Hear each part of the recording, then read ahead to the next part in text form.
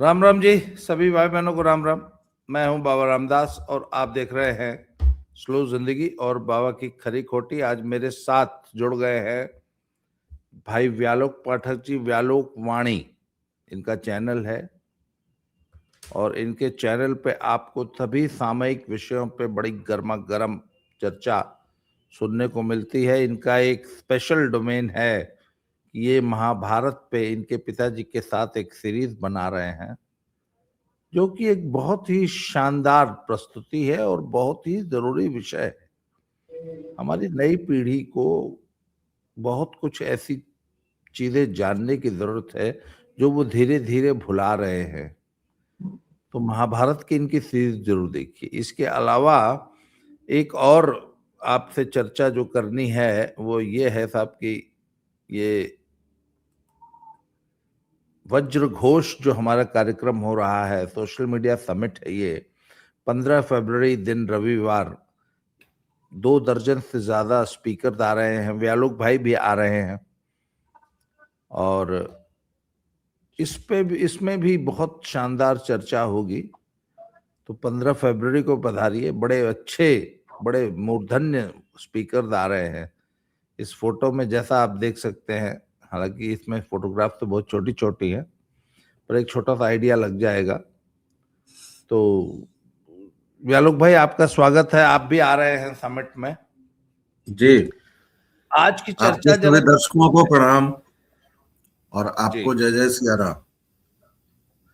व्यालोक भाई, ये जो एक नया झूठ राहुल जी की कांग्रेस देश में फैला रही है, और मैं तो चूंकि पंजाब में हूं तो मैं ये देख पा रहा हूं कि यहाँ पे माहौल फिर जो है बिगाड़ने की कोशिश हो रही है और किसानों को ये बताया जा रहा है कि जो अमेरिका के साथ ट्रेड डील हुई है उसमें भारत के हितों को और किसानों के हितों को मोदी जी का फिर बेच दिया क्या? फिर बेच दिया।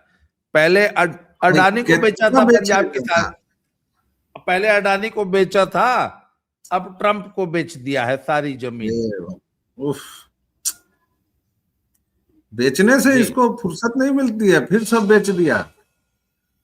इतना बेचेगा तो कैसे होगा? फिर देश की संप्रभुता को खतरे में कर दिया। खैर, जोक्स अपार्ट, देखिए दद्दा, ऐसा है कि जिस देश में परंपरा ये रही हो कि कौवा कान ले गया तो कौवा के पीछे आदमी दौड़ जाता है, उसमें मुझे लगता नहीं कि राहुल विंची जैसा विषधर बहुत विफल भी होगा। क्योंकि ये हम लोग कृषि कानूनों के समय देख चुके हैं, सीए के समय देख चुके हैं और बहुतेरे मुद्दों पर देख चुके हैं। दिल्ली के हिंदू विरोधी दंगों को किस तरह प्लान किया गया, किस तरह एग्जीक्यूट किया गया। सवाल अब, मैं इन लोगों की तो जात ही यही है, विरोधियों की, विपक्षियों की, लेकिन सवाल सबसे बड़ा सरकार पर आता है कि वो इन लोगों को नैरेटिव कैसे बना देने देती है। आपके पास सत्ता है, पावर है, लगभग 20 राज्यों में आपकी सरकार है, आप इस देश के प्रधानमंत्री हैं, और कोई भी ऐरा गैरा विषधर टाइप मुंह उठा के आता है और झूठ बोल के चला जाता है, लोगों को भड़का जाता है। ये एक सामान्य सवाल उठता है किसी भी नागरिक के मन में, लेकिन उसी वक्त हम लोग ये भूल जाते हैं कि हम लोग 2.5 मोर्चे पर लड़ते होते हैं। तो आधा मोर्चा तो वैसे ही आपके खिलाफ है, आधा मोर्चा तो वैसे ही इस देश के खिलाफ है, आधे मोर्चे को तो इस देश से मतलब नहीं है। उसके अलावा आपके देश में अंबेडकर के नाम पर जो चल रहा है, सामाजिक न्याय के नाम पर जो विषबेल बोई गई, उसके फल अब जिस तरह से आ रहे हैं। मैं ट्रेड डील पर आ जाऊंगा, थोड़ा सा हारमोनियम इधर उधर लेकर निकल रहा हूं। कल ही देवघर में, जो कल नहीं 3-4 दिन पहले, देवघर में जो बाबा विश्वनाथ की नगरी है, ज्योतिर्लिंगों में से एक है, वहां पर क्रिप्टो क्रिश्चियंस ने उत्तराखंड से जल ला रहे बच्चों को रोका, और न केवल रोका बल्कि उन्होंने ऐसी अभद्र बातें कही महादेव के बारे में, या ऐसे अपमानजनक शब्द गए कि उनको मैं लेना भी नहीं चाहूंगा। हालांकि तत्काल हिंदू इकट्ठा हुए, उसके घर पर गए और उसके बाद उसकी गिरफ्तारी वगैरह हुई। अब वो माफी मांगता फिर रहा है। लेकिन मैं ये कह रहा हूं कि आपके समाज में इस तरह के लोग हैं और आपके समाज में जहर इतना बो दिया गया है, तो ये सरकार के साथ थोड़ा सा तो समाज को भी देखना पड़ेगा ना कि कौवा कान ले गया कि नहीं ले गया। अब आते हैं ट्रेड डील पर, जिसको लेकर बहुत हंगामा है कि मोदी जीवा बेच दीन। भाई मोदी जीवा तो बेचने के एक्सपर्ट हैं। पहले गुजरात को बेचे, अब पूरे देश को बेच दे रहे हैं, है ना। आखिर इस ट्रेड डील में ऐसा क्या हुआ है? भारत ने कुछ अमेरिकी वस्तुओं पर टैरिफ कम या समाप्त करने की घोषणा की है। कौन कौन सी वस्तुएं हैं वो? सबसे पहले नंबर पर वाइन और स्पिरिट है। इससे कृषि क्षेत्र को कितना घाटा हो जाएगा ये जरा मुझे बता दीजिए। आप सोयाबीन ऑयल लगातार इंपोर्ट कर रहे हैं, उस पर थोड़ा कम किया जाएगा। फ्रेश और प्रोसेस्ड फ्रूट्स जो आप पाकिस्तान से मंगा रहे हैं, अभी आपने न्यूजीलैंड से फ्री ट्रेड एग्रीमेंट किया है। कश्मीर के जिहादी कह रहे हैं कि हमारे यहाँ के सेवों का क्या होगा। मजे की बात देखिए, हिमाचल प्रदेश के लोग नहीं बोल रहे हैं, लेकिन कश्मीर के जिहादियों ने, जिन्होंने हिंदुओं को खाली करवा दिया, भगा दिया वहां से, मस्जिदों से ऐलान कर करके, उनको बड़ी चिंता है कृषि की और इसकी, क्योंकि मुफ्तखोरी की आदत है। पिछले 70 वर्षों से उन जिहादियों को विभिन्न सरकारों ने पाला। लेकिन खैर ये भी एक इतर वीडियो का विषय है, मैं फिर हारमोनियम लेके इधर उधर निकल जाऊंगा। इसके अलावा क्या है, जो अखरोट बादाम वगैरह होते हैं, ऐसी चीज ये आप मंगा ही रहे हैं, कोई नई चीज आप नहीं कर रहे हैं। पशु आहार के लिए ड्राइड डिस्टिलर्स ग्रेन्स, इन पर थोड़ा कम किया जाएगा, जिसको मुद्दा बनाया जा सकता है। लेकिन भारत ने ये स्पष्ट किया है, ट्रेड एग्रीमेंट किसी ने देखा है? किसी ने उसके सैलिएंट फीचर्स पढ़े हैं? नहीं। जब यूजीसी का रो हुआ था, बवाल हुआ था, तो क्या किसी ने 2012 के यूजीसी विधेयक को पढ़ा था? नहीं। सबको हल्ला करना आता है, सबको बकवास करने आती है, इसलिए इस तरह की बातें होती हैं। भारत ने साफ तौर पर कहा है कि डेयरी और पोल्ट्री जो प्रोडक्ट्स हैं, उनके साथ ही सोयाबीन, ध्यान दीजिएगा, सोयाबीन, मक्का, ईंधन, इथेनॉल और कपास के लिए बाजार नहीं खोला गया है। अमेरिका की जान इसी में है। जीएम फूड्स को नहीं खोला गया है।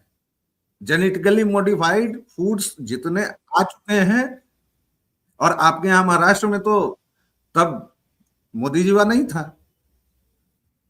क्यों वहां किसान इतनी आत्महत्याएं कर रहे हैं भाई? कर रहे थे कांग्रेस के राज में, विश्व रिकॉर्ड बन गया था। जो भी संवेदनशील कृषि उत्पाद थे उनको डील से बाहर रखा गया है, ताकि भारतीय किसानों पर कोई प्रभाव न पड़े। लेकिन जिनको हल्ला करना है, अब वो विषधर, आप देखिए संसदीय परंपराओं का कैसा मखौल उड़ाता है। जिस व्यक्ति की जगह सलाखों के पीछे है, उसको जब आप संसद में रखेंगे तो यही करेगा।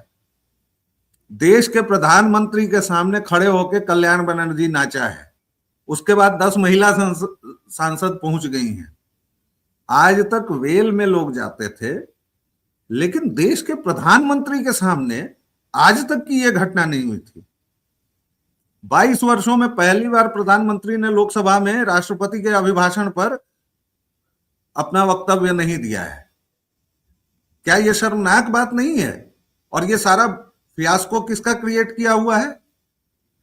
उसी विषधर का, उसी गेहूं का। क्यों? क्योंकि राष्ट्रपति के अभिभाषण पर धन्यवाद प्रस्ताव पर बोलना है, लेकिन वो 2 पन्ने ले आएगा और हर एक बार वो करता है। जो विषय निर्धारित होता है उस पर वो कभी नहीं बोलता है, क्योंकि ये उसके बाप का मुल्क है। सॉरी, बाप का तो नहीं है, हाँ बाप का है, परनाना से लेके बाप तक, दादा का नहीं है। मजाक बना रखा है उसने संसद को। छोटी सी पैंट, व्हाइट टी शर्ट और उसमें खड़े होकर चाय की चुस्की लेते हुए ऐसे कमर पर हाथ रख के क्या कर रहे हो यार?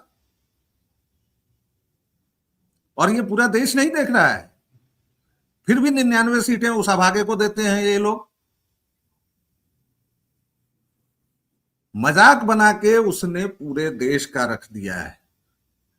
कल उतर रहा है सीढ़ियों से, पीएम इज कॉम्प्रोमाइज्ड, वहां पर अपने रणवीर सिंह बिट्टू को 2 दिन पहले उसने गद्दार बोल दिया। कल पत्रकार कुछ भी, और तथाकथित ये मीडिया वालों को तो मैं पता नहीं क्या करते हैं कि माइक लेके उस विषधर के पास पहुंच जाते हैं, कुछ भी पूछा जाए जो उचित समझो वो करो। अरे मतलब इन चीजों का कहीं अंत होगा? नहीं होगा। क्यों नहीं होगा? क्योंकि मुकदमे चल रहे हैं।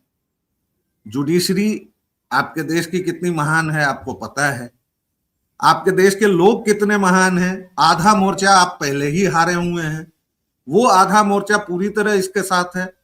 ममता बनर्जी पहुंचती है बंगाल से अपने साथ अपनी पुलिस अपनी ये लेके, मुख्य चुनाव आयुक्त को एरोगेंट और क्या क्या कहती है। संसदीय परंपराओं को छोड़िए, किस संवैधानिक संस्था का मजाक नहीं उड़ाया है उस विक्षिप्त महिला ने। बंगाल में एक विक्षिप्त है और इस देश में एक विषधर है, और ये दोनों मिलके सारा टाइम सारी एनर्जी खा रहे हैं। लेकिन अब चलिए वापस इस ट्रेड डील पर।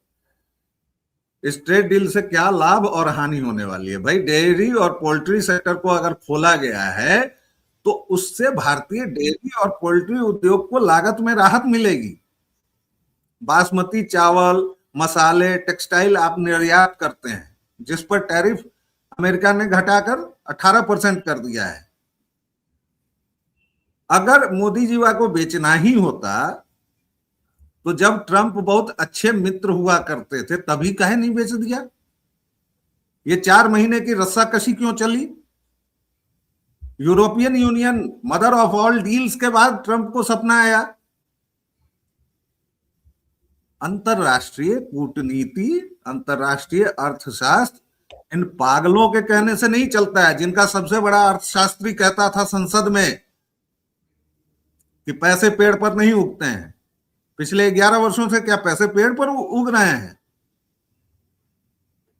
और तथाकथित इस प्रधानमंत्री को कितना अपमानित किया। मणिशंकर अय्यर जैसा नीच बोलता था कि ये चाय बेच सकता है एआईसीसी में, और वो सो कॉल्ड क्योंकि ये लोग कैम्ब्रिज में पढ़े तथाकथित।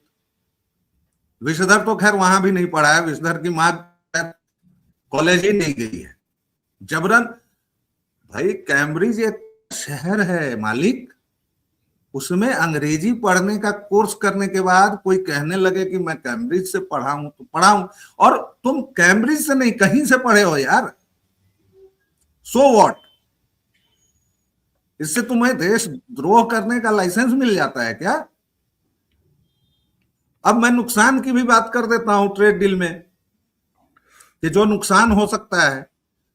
भाई जब अमेरिकी उत्पाद आएंगे और पशु आहार, तो भारतीय सोयाबीन प्रोसेसर्स की मांग कम हो सकती है।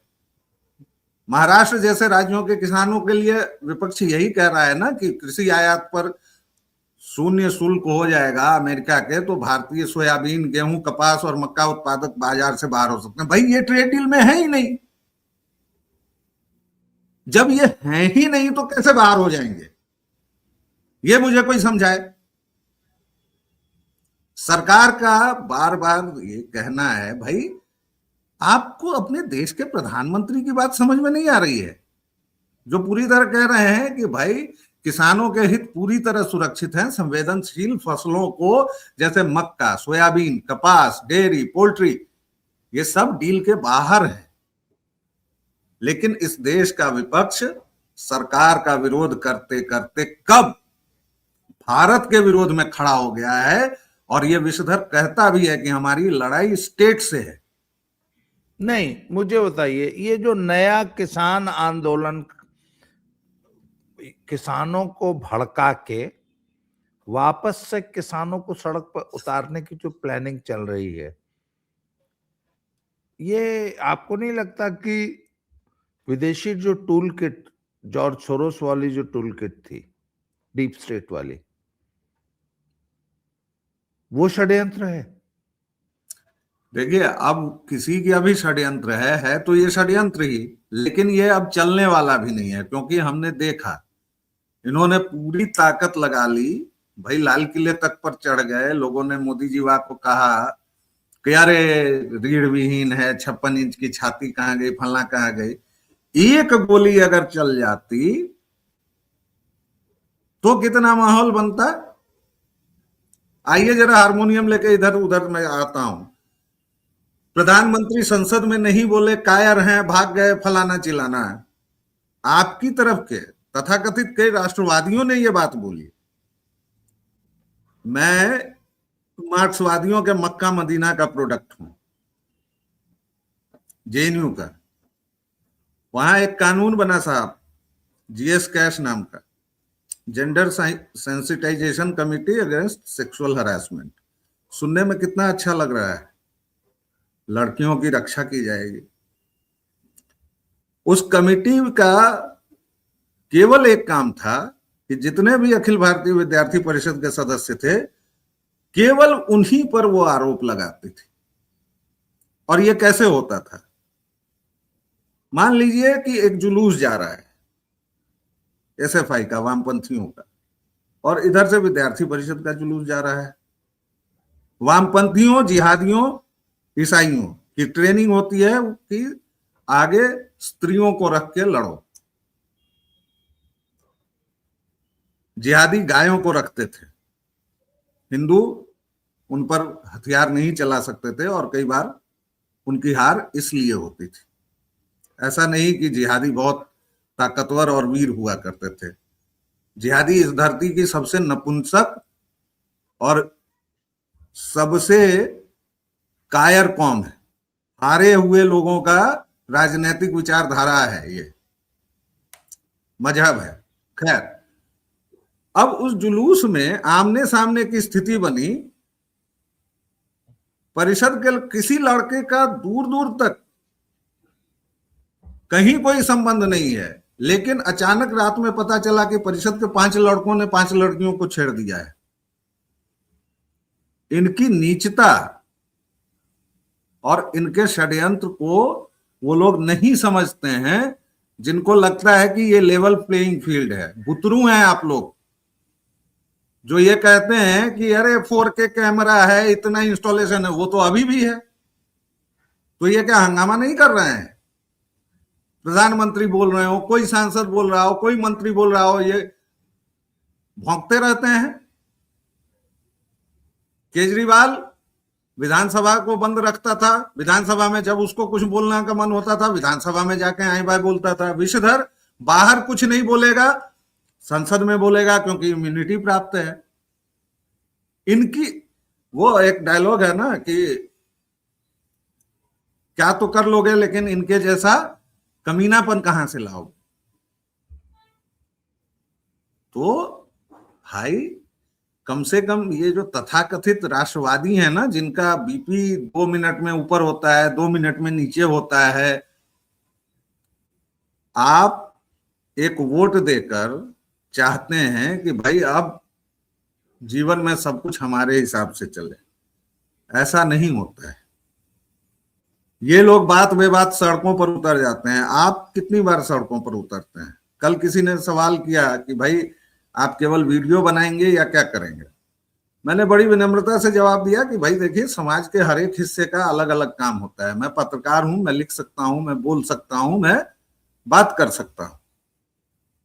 अगर कोई ऐसा मौका आया तो मैं सड़क पर भी उतरूंगा, लेकिन वो मौका कौन देगा मुझे? वो मौका राजनीति देगी या समाज देगा? समाज उतरा था ना एक बार, आपको याद ही होगा। बल्कि कितना बड़ा हुजूम इकट्ठा हुआ था राष्ट्रवादियों का दिल्ली में, स्वतः स्फूर्त ढंग से।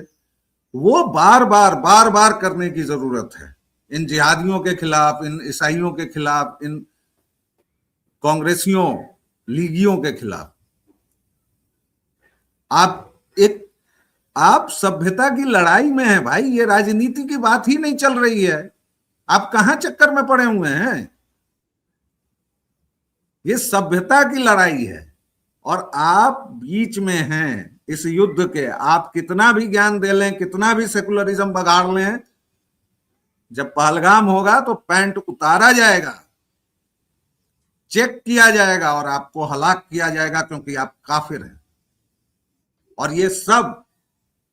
ये सारा बखेड़ा इसलिए चल रहा है कि एक काफिर दिल्ली की गद्दी पर बैठा हुआ है। उस काफिर को, जिसका नाम है नरेंद्र मोदी, उसको उतारना है। इसलिए दुनिया की जितनी क्रूसेड वाली या जिहाद वाली ताकतें हैं वो इकट्ठा हैं। और इस पर भी देखिए, हालांकि अब तो जनता इन लोगों को भाव देना बहुत कम कर चुकी है, तो देखते हैं इस बार टिकट फिकट कितना ट्रैक्टर लेके उतरते हैं। जी। तो व्यालोक भाई, मुझे एक बात बताइए, विषधर का इलाज क्या है? ये ऐसे ही देश में अराजकता पैदा करने का षड्यंत्र रचता रहेगा और हम चुपचाप देखते रहेंगे? देखिए, विषधर का दो ही इलाज है। आप न्यायिक रिफॉर्म करें, रफ्तार बढ़ाएं, उसके जितने भी मामले पेंडिंग हैं उसको पूर्णता पर लाएं और उसको हमेशा के लिए जेल की सलाखों के पीछे डालें। और दूसरा उपाय जनता के पास है, जो हमारे अवनीश जी हमेशा कहते हैं, एक उंगली से स्याही लगाइए और एक उंगली से बटन दबाइए। 99 सीटें हम ही लोगों ने दी हैं ना। इस विषधर को एक सीट मिलनी चाहिए क्या?